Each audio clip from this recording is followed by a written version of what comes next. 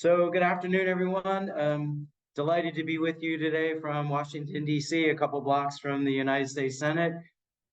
This question is about the different pillars that I've had, work experiences in Washington, D.C. over a span of some 30 years. I can break down my career into three parts. The first is my federal service. I was a civil servant at the Defense Department for almost 18 years, where I had the opportunity to work in almost 8 different jobs in the world of policy for defense. I worked on strategy, I worked on ledge affairs, I worked on fostering mill-to-mill cooperation between our NATO friends and allies.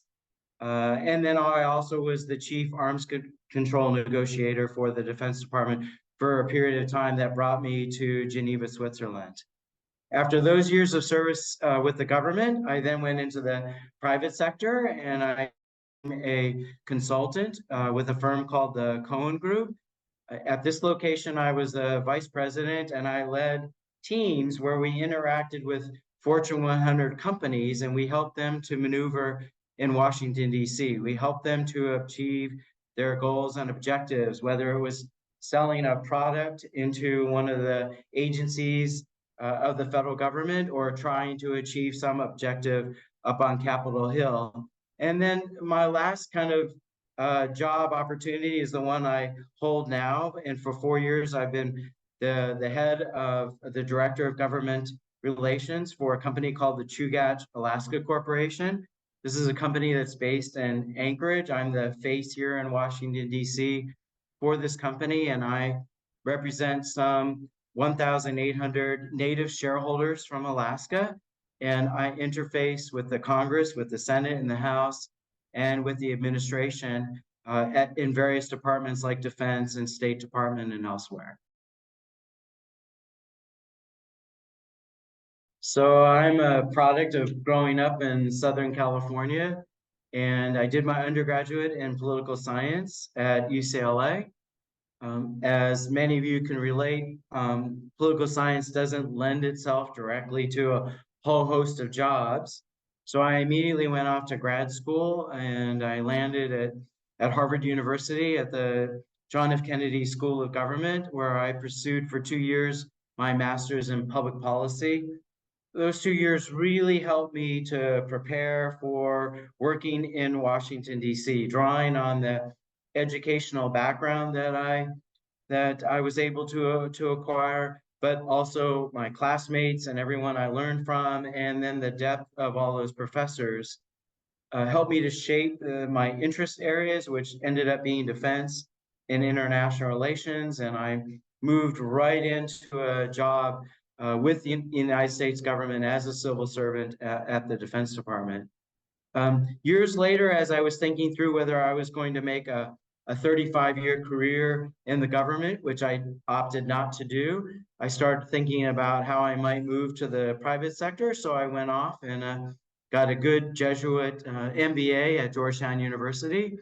The government actually helped to pay for some of that. I, of course, owed the government for that assistant and had to work so many years to kind of repay the government. But that MBA allowed me to take all the skill set I had of knowing how the government works, knowing how the administration and the Congress all come together to formulate policy and make big decisions, and then to learn how the private sector thinks and how they go about, making money. And then through the lens of an MBA, where I was able to work on skills, but also leadership skills from the standpoint of businesses and all, it really set up the scene for me to go and work in the private sector and do consulting, but more importantly, to do consulting with Fortune 100 companies.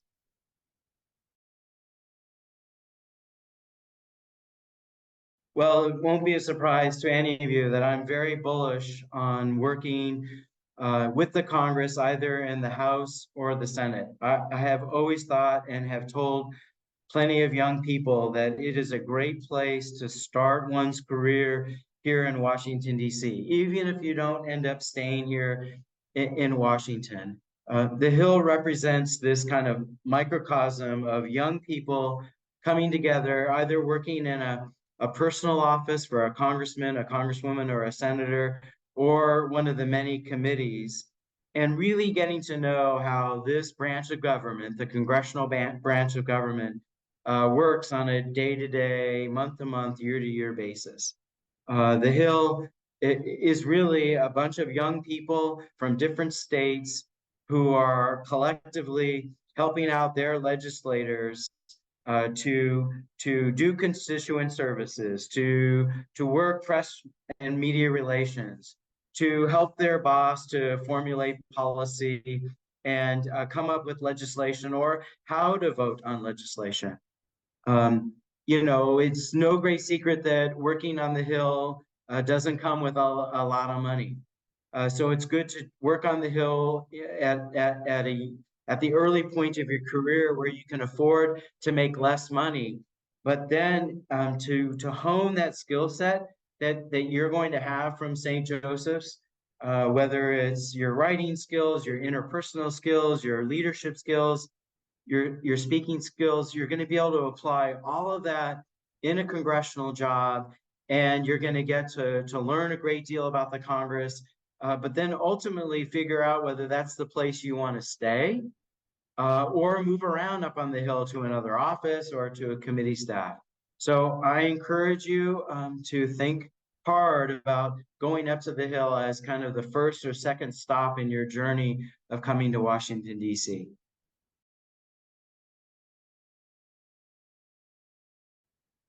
So the hardest question I'm asked is if I'm interested in something like health policy or climate change, climate control, or defense or international, where should I go apply? Where should I go focus my job search? And I think as a young person, if you're able to actually narrow down that focus you have, that in itself, I know is really hard and really challenging. But if you're able to do that, then I think the lens for looking at opportunities in Washington is a lot more manageable. So let me just take, if you want to just have an early career in defense. The hard part is, well, that the hard part was actually answering that question. But the other hard part is there are so many ways to do defense policy in Washington, D.C. It's really amazing. Of course, there's government, and largely defense is done at the Defense Department, but it's also done at places like the Defense Intelligence Agency or the CIA. But beyond government service, you can also go work defense at a law firm. You can do defense at a lobbying firm. You can do defense non-governmental organization or an NGO or a trade association, or you could go work for a think tank. And so that in itself is really daunting that all those different places you could come to Washington and do defense. And that same scenario I just gave you applies in all these other fields. So on top of trying to figure out a specific area that you want to go work in, I urge you to think hard about whether you want to first start working for our government, working for Uncle Sam, and doing that in the administration or in the Congress. And if you don't want to start there, trying to figure out in the non-governmental sectors, whether it's a think tank or a law firm or an NGO, where you'd like to focus those first, second, third year of your career. So as a graduate of St. Joseph's University, as you begin to think about graduate school, I would urge you to possibly undertake a couple of years of getting work experience. I think it will improve your chances of going to a school of public policy or public administration. I think that work experience is viewed today as kind of an essential criteria for being admitted to any kind of, whether it's a large population of a public policy degree or even a smaller school and all. I also a big decision you need to make is whether you want to go full-time or part-time.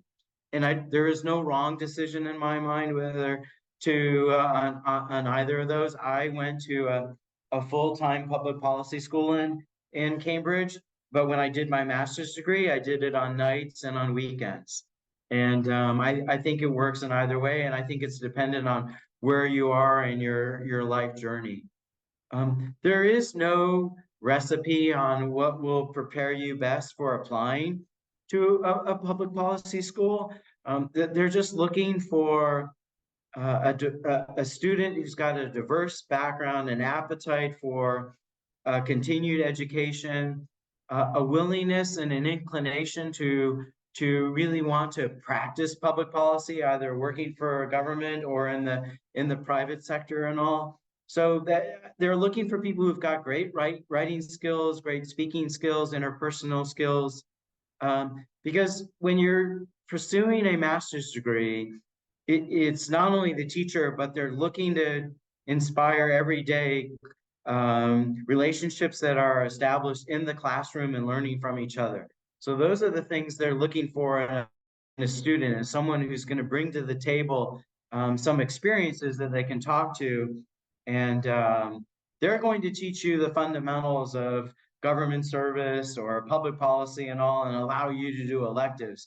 So just a good foundational base will help you get into the school of your choice.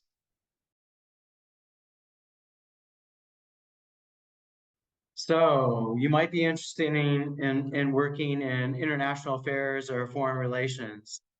So the kind of hidden secret here in Washington is that international affairs is done in almost every federal agency that we have here in Washington, D.C. And I did not learn that myself until I had a couple of years of work experience at the Defense Department.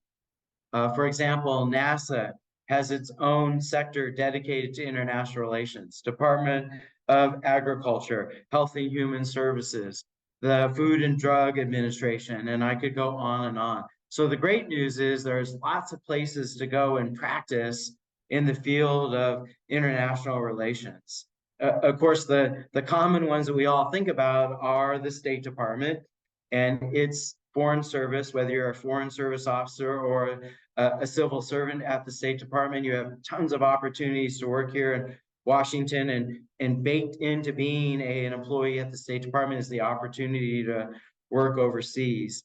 But the same is true at Defense Department. And then if you enter the world of intel, whether it's the CIA or the National Security Agency or the DIA, in those locations, you also get to practice the, international relations. So I was very blessed to spend 5 years working international affairs, being the lead guy for Defense Department and arms control. And I did that at the negotiating table in Geneva. I did that at NATO headquarters in Brussels, and I also did that in the United Nations in New York. Again, it's a sound skill set. I didn't walk into any of that work with a lot of foreign language expertise, quite the contrary.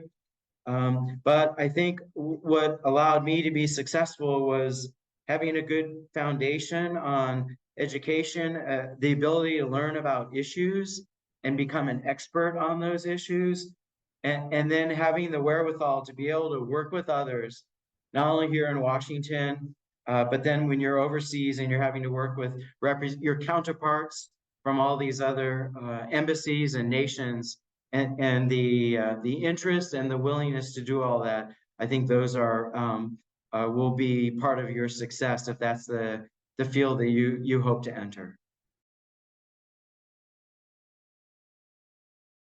So you've decided to come to Washington, D.C.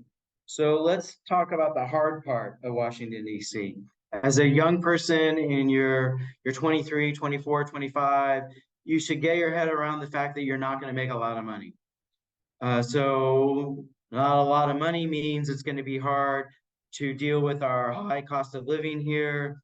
Housing is really difficult. So be prepared to look for housing options where you can share the costs with multiple roommates and all to make it possible to do all that. And Washington, D.C., like any other major city these days, we have our own social issues here and crime and all that. but that's nothing unfamiliar to you as a Hawk living in Philadelphia. So those are the things you should know about when you come to Washington, D.C. But on the plus side, know that if you've decided to come here and you land a job, let's say up on Capitol Hill working for the Congress, it's going to be one of the more exciting, and I would tell you right now, one of the more memorable parts of your journey and your career. You're just going to meet lots of people from your home state, from new states. I really do think those first couple of years, you're going to learn more about yourself and your skill set that it's going to help you to think about your future career. It's going to help you decide what are the things I learned in Washington that I really want to keep on doing. But you're also going to learn about things that you don't want to do anymore, whether you like this particular job and in the environment or not. I think your skill set is going to be enormously refined. Your writing skills, the ability to write one-page memos, the ability to give briefings to senators and to congressmen, or if you decide to focus on media affairs, or if you decide to focus on particular areas of interest, like labor or health or climate, you're going to be able to do all that. And lastly, I would just tell you, if you come to Washington, don't forget that there's more to the actual job. This city continues to reinvent itself, and we have so much to offer with regard to all the history that has been made here, all the different Smithsonians. If you're a big sports enthusiast, we have hockey, and we've got basketball, and we've got baseball, and we've got soccer. But there's just so much to take advantage of while you're here, even if you just decide to spend just a couple of years in Washington, D.C. So good luck to you, and go Hawks.